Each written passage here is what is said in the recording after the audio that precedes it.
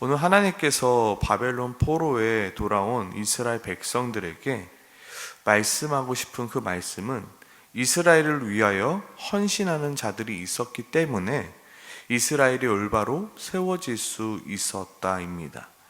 그리고 이 말씀을 통하여 바로 바벨론의 포로에 돌아온 이들에게 진짜로 하고 싶었던 말씀은 그러므로 너희는 구경꾼이 되지 말고 이스라엘을 다시금 세워나가는 헌신된 일꾼이 되라 말씀하고 있는 것입니다. 바벨론 포로 생활이 끝나고 이제 이스라엘 백성들이 다시금 예루살렘에 돌아왔지만 더 이상 예루살렘은 과거의 예루살렘이 아니었습니다. 이제 이 예루살렘에 남아있는 것은 아무것도 없었습니다. 아무것도 남아있지 않는 이스라엘에게 지금 당장 필요한 것은 무엇이었을까요? 바로 헌신된 일꾼이었습니다. 왜냐하면 누군가는 번제단을 쌓는 일을 해야 했고요. 누군가는 성전을 짓기 위해 벽돌을 날라야만 했고요. 누군가는 성벽을 쌓는 일을 하여야만 했고요.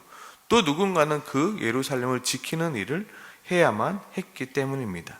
오늘 본문을 통해서 하나님께서는 이스라엘이 절대로 그냥 세워진 것이 아니라 누군가의 헌신과 누군가의 봉사와 누군가의 섬김으로 세워지고 있음을 보여주고 있는 것입니다. 오늘 본문 1절부터 15절까지는 예루살렘을 지키는 자들에 관한 내용들입니다. 예루살렘을 지키는 곳에도 많은 인원들이 필요했습니다.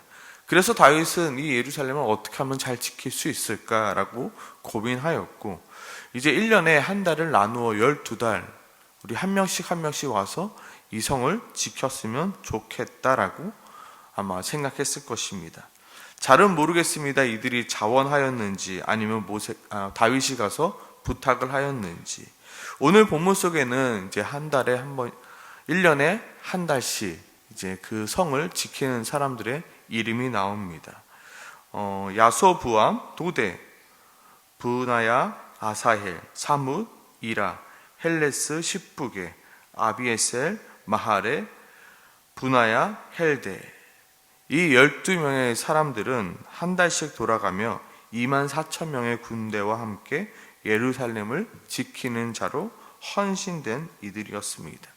이들은 각자 삶의 일터에서, 삶의 현장에서 살아가다가 자기에게 맡겨진 달이 되면 예루살렘에 와서 예루살렘을 지키는 일을 하고, 그 한 달이 지나가고 나서는 다시금 자신의 삶의 터전으로 갔던 자들이었습니다.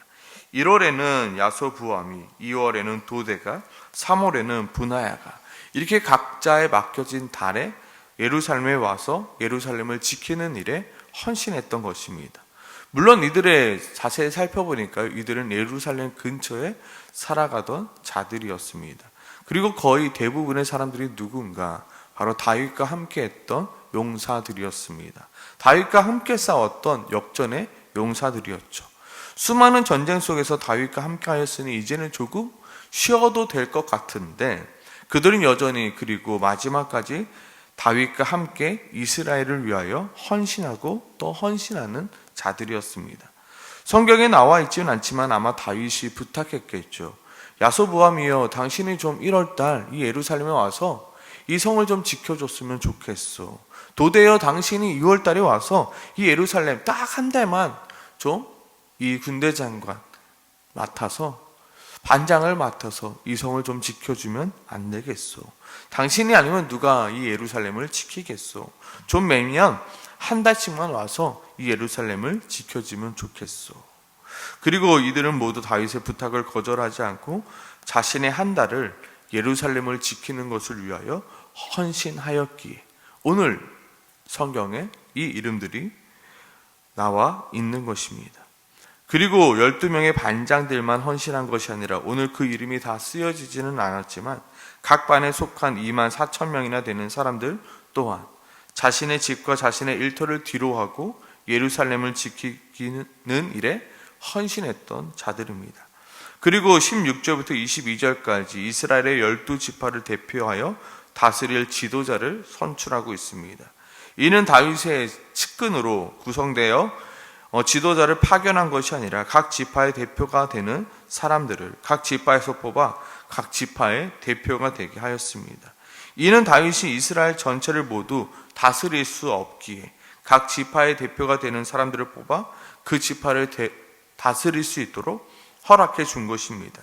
그리고 25절에서 31절까지는 왕실의 재산을 맡은 자들이며 32절부터 34절까지는 다윗의 최측근으로 다윗을 섬기는 이들의 이름들입니다.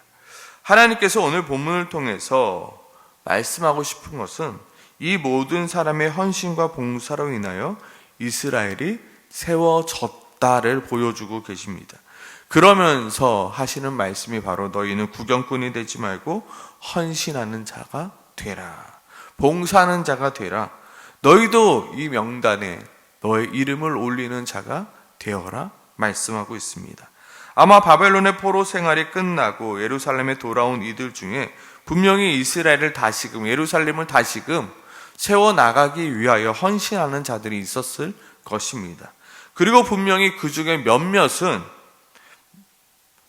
이스라엘을 다시 세워나가는 것에 헌신하는 이들을 향하여 조롱하며 비난하며 방관하는 구경꾼들이 있었을 것입니다.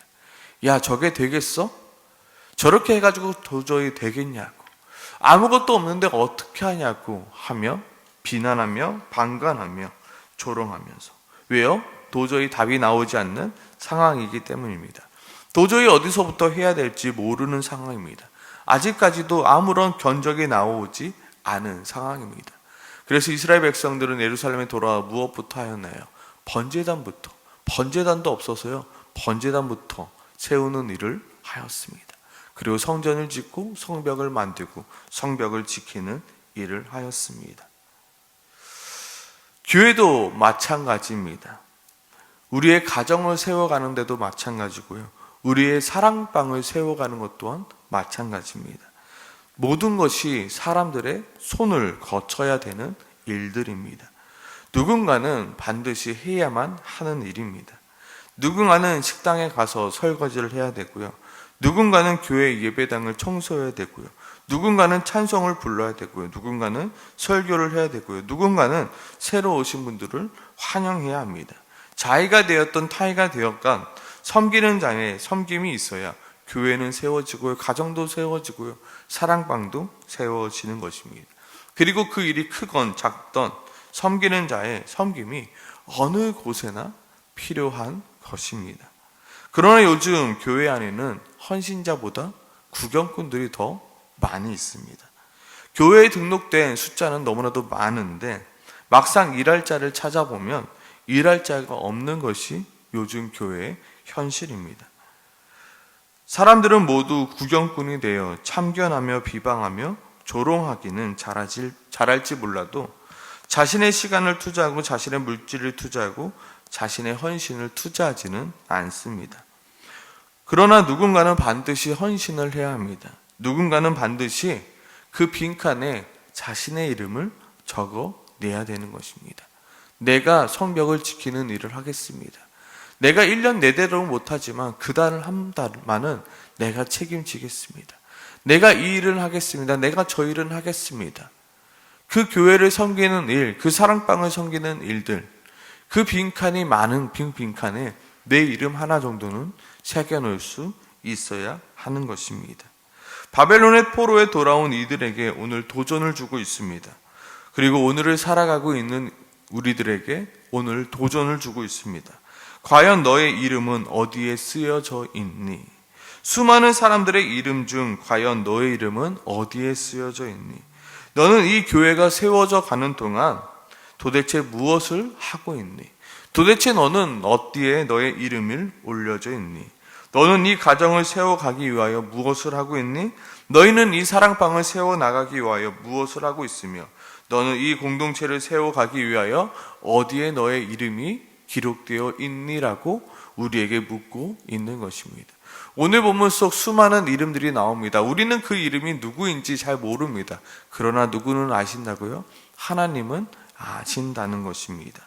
너는 구경꾼으로 구경만 하고 있는 자가 되겠느냐?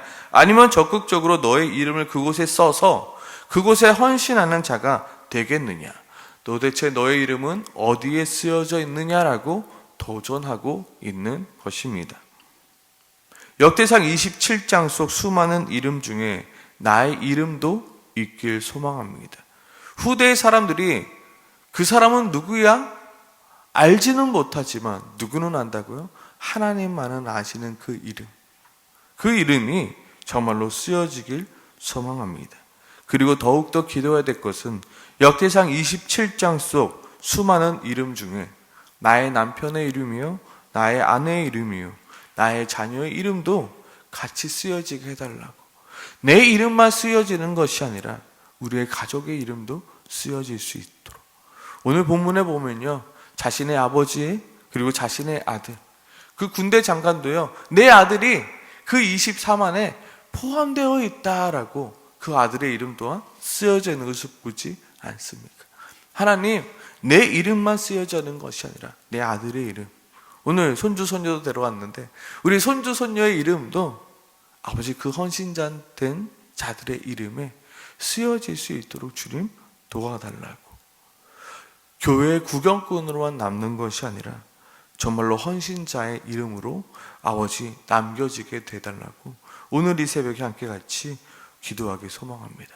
오늘 이 새벽에 하나님, 우리 교회를 바르게 세워나갈 수 있도록 아버지 헌신하는 자로 나를 사용하여 주시옵소서. 정말로 우리 사랑방을 위하여 또한 우리 가정을 위하여 세워가는데 헌신하는 아버지, 나의 이름이, 나의 가정의 이름이, 나의 자녀들의 이름이 새겨질 수 있도록 주님 도와달라고 오늘 이 새벽에 함께 같이 기도하며 나아가기 소망합니다. 같이 기도하겠습니다.